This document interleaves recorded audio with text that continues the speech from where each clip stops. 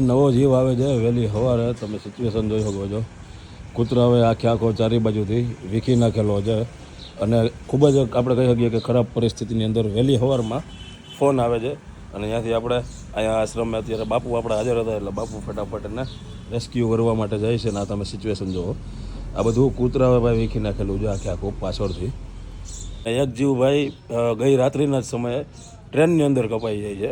જો કપાઈ જાય છે મીન્સ કે ટ્રેન આવે છે અને વાંથી ઠોકર લાગી જાય છે અને અહીંયા એક્સપાયર થઈ જાય છે. અને સેમ એક જીવ કે જેને ભાઈ તકલીફ પડી જાય છે ખૂબ જ ગંભીર, અને એને રેસ્ક્યુ કરીને ફટાફટ અહીંયા આશ્રમે લઈ જવામાં આવે છે. કોઈ વાહનને ઠોકર મારી લેતી, અને એ વાહનની ઠોકર એવી હતી કે એને અહીંયા લઈ આવ્યા, એના નાકમાંથી ને બધેથી બ્લડિંગ ચાલુ હતું. અને એ જીવ 2 કલાકની અંદર એક્સપાયર થઈ જાય છે, કારણ કે એને પેટની અંદર લાગેલું હતું. ટોટલ ભાઈ આપણે કહી શકીએ કે 4 જીવ આપણે એક દિવસની અંદર 4 જીવ આવે છે. આ એક તમે જોતા હશો જે ઊભો નથી થઈ શકતો, જેને આપણે ઘોડીનો સહારો મારવો પડે છે.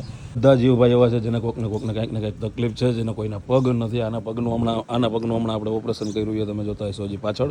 એનું ડેઇલી સર્વિસ આપણે કહેવાય ને કે ડ્રેસિંગ ચાલુ છે. એટલે બધા એવા છે અને કોઈને કાંઈ જેને તકલીફ છે. અને આપણા 16 થી 17 જેવા પ્રભુજીઓ છે આપણી સંસ્થાની અંદર કે જે આશરો લઈ રહ્યા છે. જે આપણે કહી શકીએ કે એમાં 50% એવા છે કે જેને ભાઈ માનસિક તકલીફ છે ને એને આપણે રોડ ઉપરથી રેસ્ક્યુ કરેલા છે, જે ઘર ભટકી ગયેલા છે અને જેની પાસે આધાર પુરાવા કે કોઈ પણ જાતના કાંઈ પણ કાગળિયા નથી.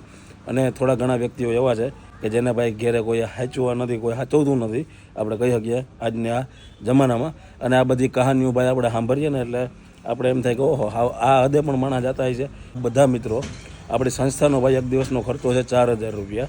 એટલે જે કાંઈ થાય ને એ સહયોગ આપજો. તમારાથી નાનો એવો 500નો સહયોગ અપાય તો એ આપજો. અને જે કાંઈ તમારી ઈચ્છા હોય, અને કદાચ તમે અહીંયા મારી આજુબાજુના એરિયામાં રહ્યો છો તો તમને ખાસ નમ્ર વિનંતી કે તમે પૈસા નાખો ને એના કરતાં તમે અહીંયા રૂબરૂ આવી અને કાંઈ પણ વસ્તુ તમે લઈ નાખો. ખોળ છે, તેલના ડબ્બા છે, કોઈ પણ વસ્તુ છે અનાજ કરિયાણાની, જે આપણે ગાય માતાજીઓને લગતી, આપણા આશ્રમના બધા પ્રભુજીઓને લગતી છે. હાલો એટલું જ કહીશ. ફાઇનલી મળીએ પાર્ટ 2માં. ત્યાં સુધી બધા મિત્રોને જય દ્વારકાધીશ. તડકામાં બધા પોતપોતાનું ધ્યાન રાખજો.